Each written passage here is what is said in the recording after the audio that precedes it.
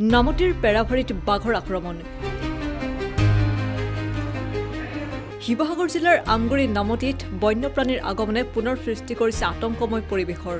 যোৱাকালি সন্ধিয়া পেৰাভাৰী নামতি গাঁৱত বাঘৰ আক্ৰমণত আহত হয় এজন। এই ঘটনাই অঞ্চলজুৰি সৃষ্টি কৰিছে তীব্ৰ চাঞ্চল্যৰ। জানিব পৰা মতে পেৰাভাৰী গাঁৱৰ বাসিন্দা অনিল বৰুৱাই নিজৰ কৰ্মস্থলীৰ পৰা ঘৰলৈ ঘূৰি আহোঁতে লাটুম গাঁৱৰ পথত হঠাতে এটা বাঘৰ আক্ৰমণৰ সন্মুখীন হয়। এই আক্ৰমণৰ পাছতেই অনিল বৰুৱাক পৰিয়ালৰ লোকে ততাতৈয়াকৈ শিৱসাগৰ অসামৰিক চিকিৎসালয়লৈ লৈ যায়। এই ঘটনাৰ পাছতেই সমগ্ৰ নামতি অঞ্চলত ভয় আতংকৰ পৰিৱেশৰ সৃষ্টি হৈছে।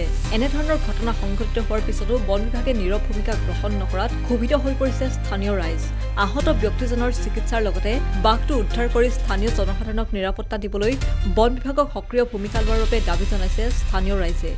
নাম দি লাটুম গাঁও, নাম অনিল বৰুৱা। কি হৈছিল আপোনালোকৰ? বাইক লৈ পেলাই আহোঁতে বাঘে এটেক কৰিলে। কোন ঠাইত? নাম দি লাটুম গাঁও।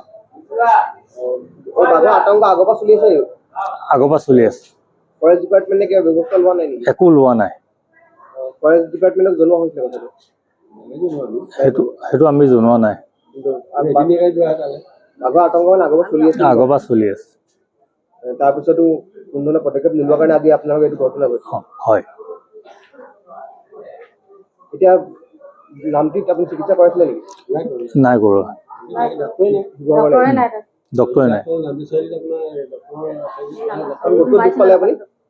অকল ভৰিত দুখ পাইছে। শিৱসাগৰৰ পৰা Farid Ali, news desk report.